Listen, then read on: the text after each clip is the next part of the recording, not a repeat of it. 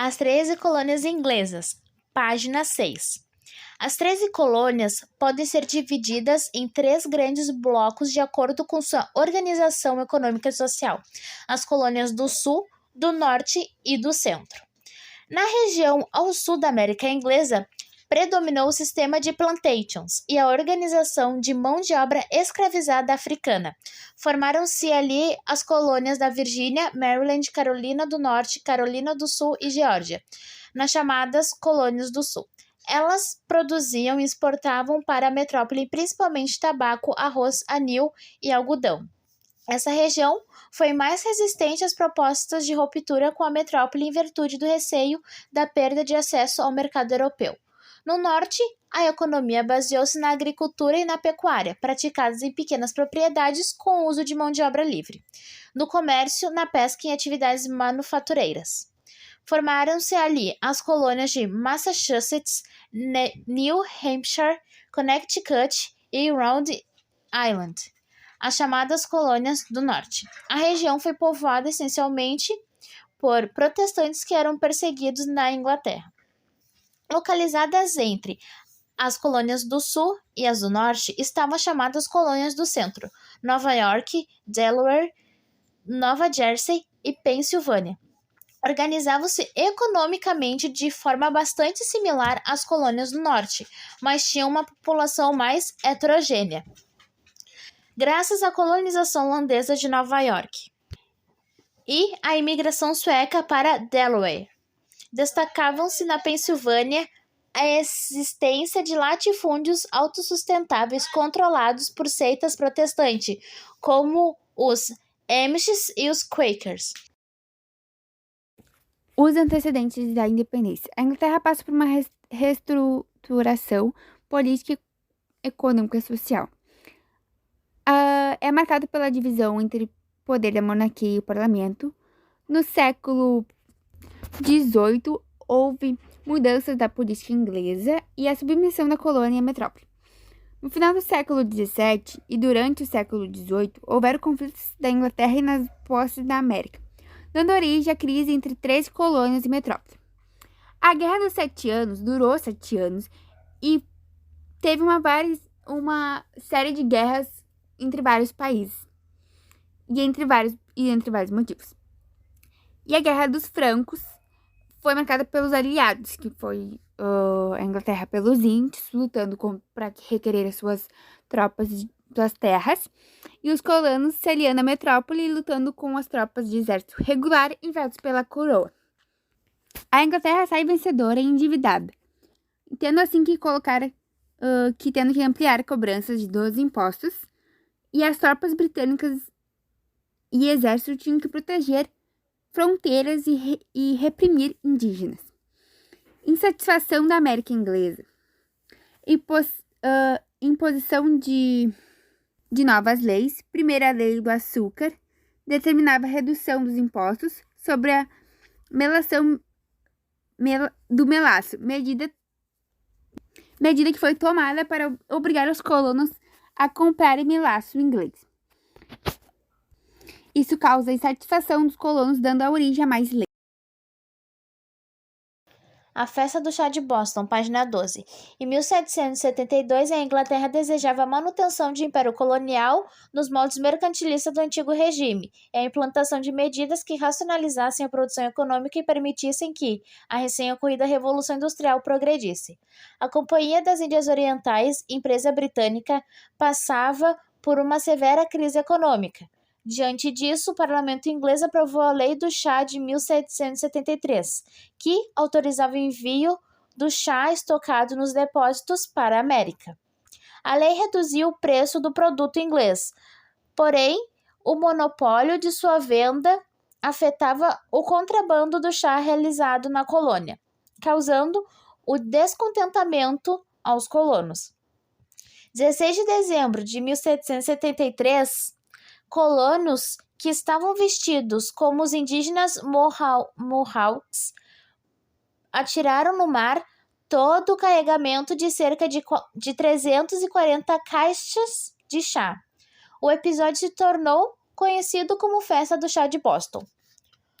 Como reação, os britânicos decretaram um novo conjunto de leis que ficaram conhecidos na colônia como as Leis Intoleráveis. Com elas, a coroa concentrou o poder de nomear funcionários coloniais, reduziu o poder da Assembleia Colonial, proibiu a realização de reuniões públicas na cidade e decretou o fechamento do porto de Boston até que todos os prejuízos causados com a destruição do carregamento do chá fossem pagos. Estabeleceu-se assim um clima de guerra na colônia e Massachusetts ficou cercado por forças militares inglesas. O processo da independência. As 12 colônias britânicas se reúnem em um congresso que ficou conhecido como o Primeiro Congresso Constituinte. O congresso foi motivo pelo posicionamento contrário à interferência da Inglaterra nos assuntos coloniais. Uma das razões da não união das colônias era a sua diferença social. Em outubro de 1775, o Congresso incessa com a declaração da lealdade do rei, mas os colonos não aceitam. Já no início de 1775, o exército britânico manda prender grandes nomes do movimento, como John Hancock e Samuel Adams. Eram membros da elite de Massachusetts e participaram no movimento contra a coroa do rei. Contra a coroa. Com isso, militares coloniais entram em combate com ingleses. Em maio de 1765, é feito o segundo congresso enviado pelo rei inglês, a petição do Ramo de Oliveira, em afirmação de sua lealdade requer do apoio da monarquia. Esse recusa levar os representantes de 13 colônias e votarem pela emancipação política, declarando guerra à Inglaterra. Pais da pátria: Benjamin Franklin e Thomas Jefferson. Thomas Jefferson foi político e escritor, e Benjamin Franklin, impressor, escreveu, editou e imprimiu obras próprias e de outros. Declaração da Independência dos Estados Unidos. Em 4 de julho de 1776, foi apresentado publicamente o documento que oficializou a desligação com as 13 colônias com a Inglaterra. A Inglaterra se desligou sem ter que seguir as regras, sem ter que... Foi independente sendo... se declarando independente do cercamento das metrópoles. A declaração invocou princípios iluministas e calvinistas para anunciar a primeira independência de uma colônia da história.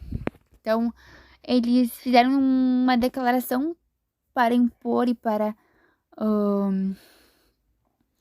mostrar sua independência, declarando que eles estavam sendo independentes e se tornando independentes a partir daquele momento. A Guerra de Independência. Declarando independência, os colonos tiveram que pegar suas armas para impor o seu país livre. Organizaram o exército continental, comandado por George Washington, acho que assim se fala, Vauch, não sei. Os cidadãos defenderam o território do ataque dos ingleses, que não aceitaram sua independência. Em 1781, a Marinha Francesa e os exércitos espanhóis tiveram a vitória definida dos colonos na Virgínia, assinando o Trato de Paz realizado em Paris, reconhecendo o Novo Mundo. A Constituição de 1787 e a Consolidação da Independência, página 20. Após vencer a guerra contra a Inglaterra, era necessário que os representantes das colônias recém-emancipados traçassem as diretrizes do novo país. Influenciados pela filosofia, que era de John Locke, os estadunidenses definiram que o sistema de governo a ser implantado seria a República. A mais nova nação da América inaugurou a primeira república dos tempos modernos. Definiu-se a primeira nação independente da América seria governada por um presidente eleito, mesmo que indiretamente regida por uma Constituição, e haveria uma divisão entre os poderes em executivo, legislativo e judiciário. Estabeleceu-se ainda o caráter federalista da República, que garantia certa autonomia a cada estado. Essa saída teve a intenção de preservar a divergência de interesses entre as diversas ex-colônias. Temas como a distribuição de terras e a manutenção de escravidão ficaram sob o controle das elites locais.